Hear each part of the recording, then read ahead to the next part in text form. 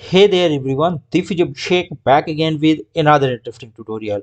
और आज का ये वीडियो बहुत ही इंटरेस्टिंग होने वाला है, जहाँ पर हम देखेंगे कि कैसे आप अपना खुद का ESP32 बोर्ड बना सकते हैं।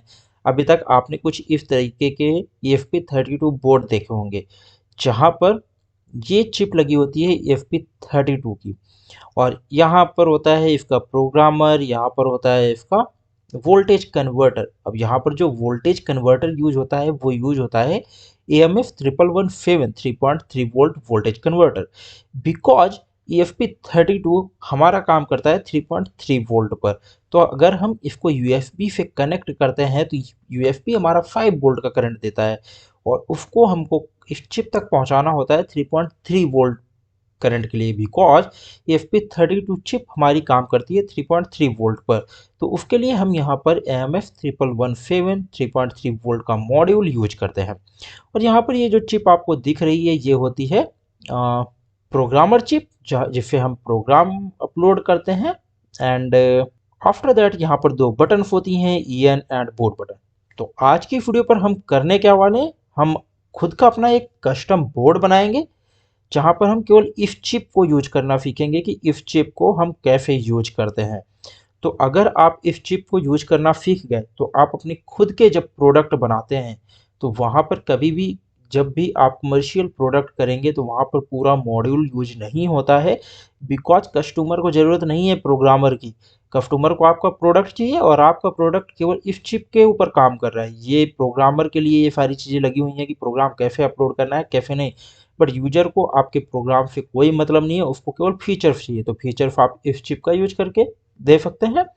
तो क्यों हम इतना बड़ा बोर्ड यूज करें, कॉम्पैक्ट छोटे से साइज में कैसे बनाते हैं उस चीज़ के बारे में हम समझेंगे, कैसे इस चिप को यूज करना है।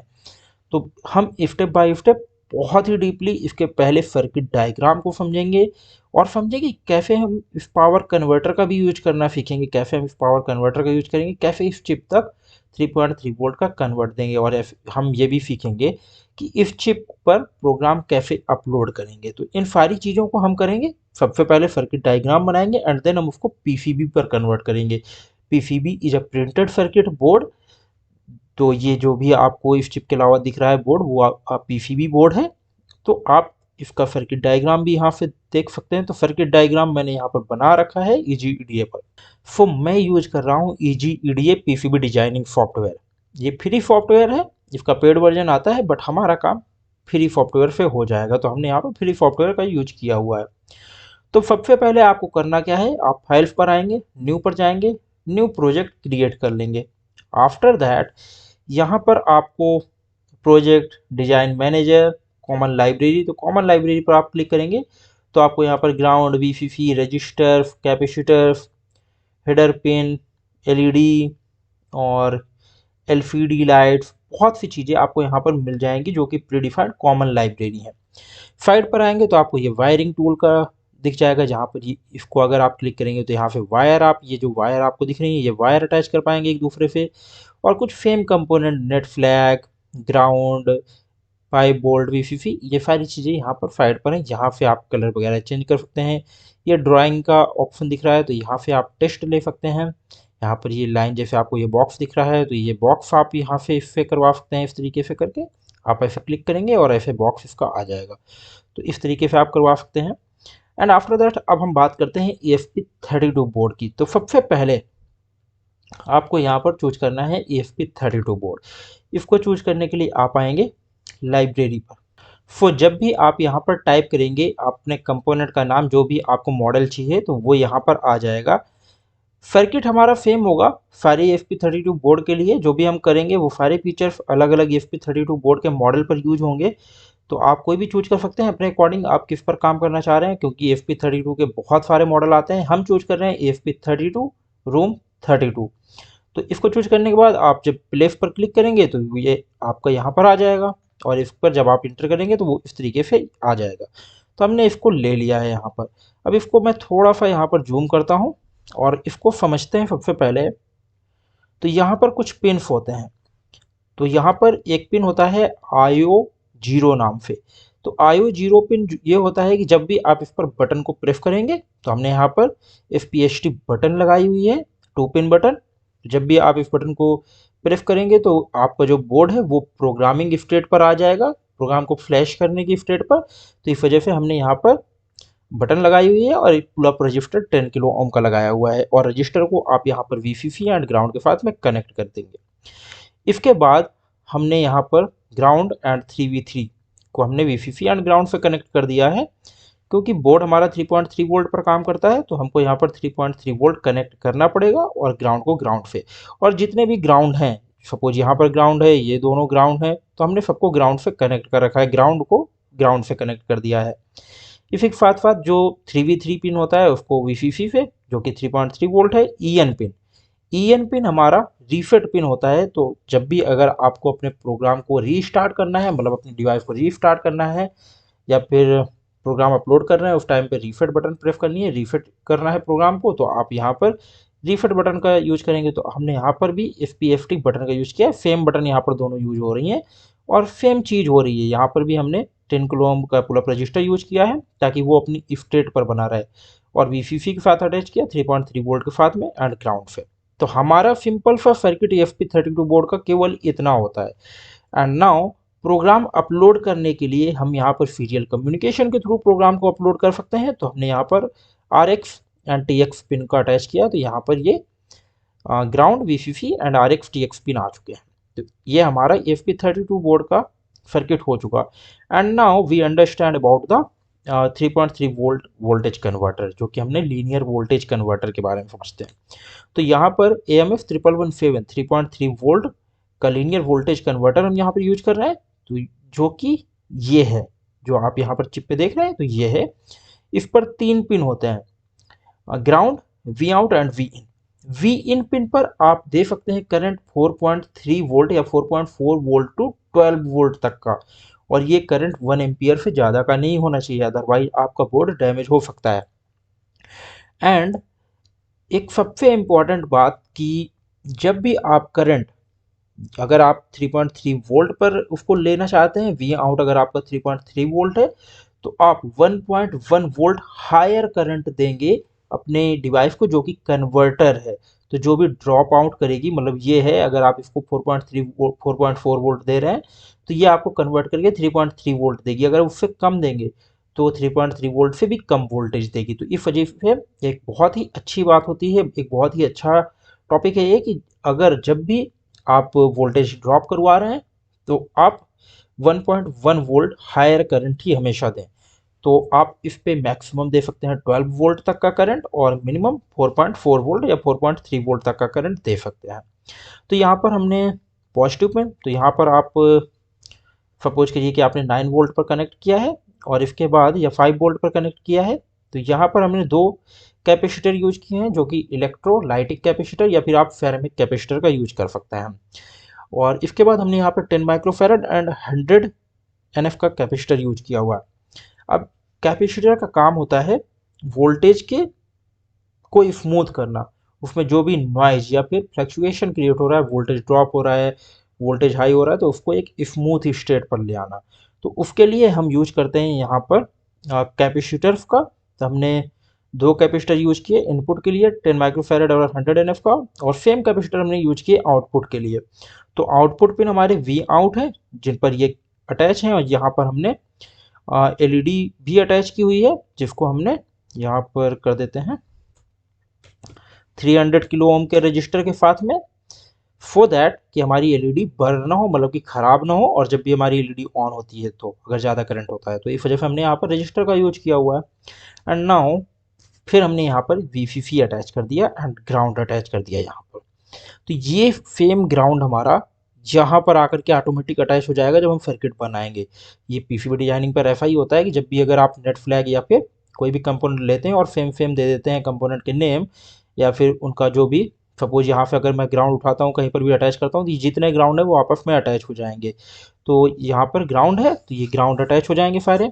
और इसी तरीके से हमने VCC किया, जो कि हमारा पॉजिटिव पिन है, जहाँ पर हमको आउटपुट मिल रहा है 3.3 वोल्ट का, तो वो हमारा यहाँ पर VCC पर अटैच हो जाएगा, जहाँ जहाँ भी VCC की रिक्वायरमेंट है।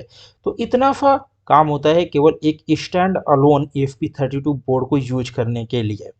और अगर आपके पास ये मॉड्यूल नहीं है और अगर आपको बहुत ही मिनिमम रिक्वायरमेंट में चाहिए तो आप मार्केट से भी 3.3 वोल्ट के वोल्टेज कन्वर्टर ले सकते हैं और डायरेक्ट उनका 3.3 वोल्ट आप यहाँ वीसीसी पर अटैच कर देंगे एंड ग्राउंड पर अटैच कर देंगे, आपका काम हो जाएगा।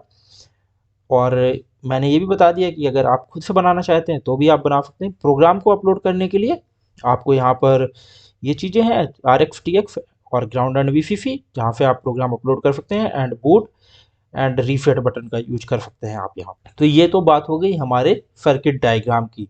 एंड नाउ हम बात करते हैं कैसे आप इसकी पीसीबी डिजाइन कर सकते हैं। तो EGDA सॉफ्टवेयर पर पीसीबी डिजाइन करना बहुत ही आसान है। करना क्या है, सबसे पहले आपको इसको सेव करना होगा। फाइल पर जाएंगे, सेव पर क्लिक करेंगे। जब तक आप सेव पर क्लिक नहीं करेंगे तब तक आप आगे नहीं बढ़ पाएंगे। तो आप यहाँ पर डिजाइन पर आएंगे, कन्वर्ट स्विफ्टमेटिक टू पीसीबी, अभी हम नो कीप गोइंग कर देते हैं। एंड नाउ यहाँ पर आपके सामने बोर्ड का साइज आ जाएगा, अभी हम बाय डिफॉल्ट रहने देते हैं एंड अप्लाई पर क्लिक कर देते हैं। एंड नाउ अब आप अगर यहाँ पर थोड़ा सा, मैं इसको जूम आउट कर देता हूँ, देखेंगे तो हमारे सारे कंपोनेंट यहाँ पर आ चुके हैं। तो हमारा ESP32 बोर्ड यहाँ पर आ चुका।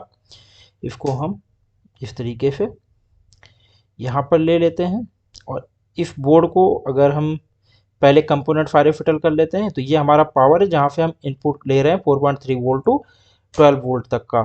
और इसको आप रोटेट कर सकते हैं यहाँ पर किसी भी कंपोनेंट को इंटर बटन पर क्लिक करके। तो हम इसको सेंटर पर रख देते हैं। एंड नाउ जितने भी हमारे रजिस्टर एंड कैपेसिटर्स हैं उनको हम ले लेते हैं। तो सबसे पहले हम यहाँ पर ले लेंगे ये वोल्टेज कन्वर्टर जो है हमारा। तो हम बहुत ही छोटा सा बनाना चाह रहे हैं अपने मॉड्यूल को। तो यहाँ पर हमने सबसे पहले यहाँ पर 2 बटन्स हैं हमारी, तो इन बटन्स को हम ले लेंगे। ये हमारे प्रोग्रामिंग अपलोड करने के लिए, प्रोग्राम अपलोड करने के लिए पिन्स हैं, तो हम इनको यहाँ पर साइड पर कर देते हैं। इसके बाद ये LED है, जब भी हमारा वोल्टेज कन्वर्ट हो जाएगा तो ये हमको LED बता देगी। तो इसके लिए मैं यहीं पर साइड पर इसके अटैच कर देता हूँ। एंड ये हमारे, तो आप इनको अपने अकॉर्डिंग एडजस्ट कर सकते हैं। अब मैं भी बताता हूँ कि कैसे आप इनको एडजस्ट करेंगे।